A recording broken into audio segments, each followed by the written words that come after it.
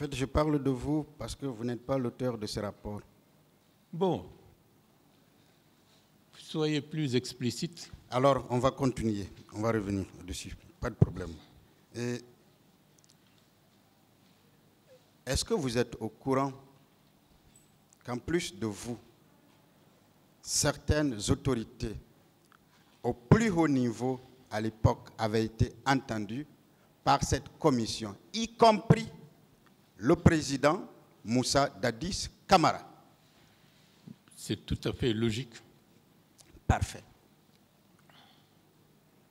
Monsieur Bahouri, est-ce que si le président Dadis, est-ce que si les différentes autorités de l'époque se reprochaient effectivement quelque chose, est-ce qu'elles auraient accepté être entendues par cette commission?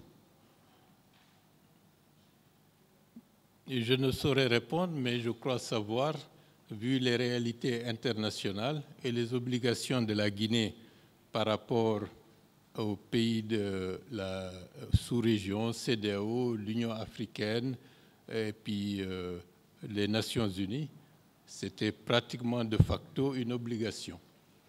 Est-ce que vous pouvez donner un exemple qui s'est tenu dans l'histoire de l'Afrique avec un président en exercice qui se prête à ce jeu? Est-ce que vous pouvez donner un exemple? Est-ce que cela a existé? Bon, je ne veux pas sortir un nom de mon chapeau au risque de me tromper, mais il y a eu le cas de la Guinée. Ça n'a jamais existé dans l'histoire de notre Afrique. Est-ce que cela n'explique pas justement la volonté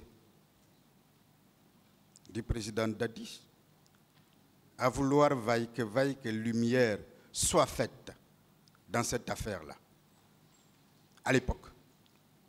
Je n'ai pas de réponse. Parfait. On va avancer. Est-ce que vous êtes au moins conscient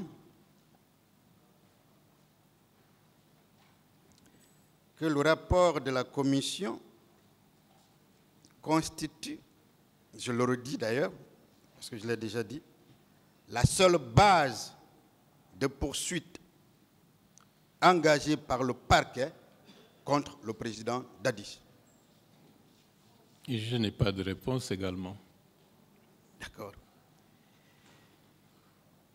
Est-ce que vous êtes aussi conscient que si les auteurs de ce rapport sont arrivés à établir cette supposée responsabilité du président Dadis pour son hypothétique rôle dans la commission des infractions commises au stade, c'est bien à cause de vos déclarations, celles d'autres, ce prétendant victime, M.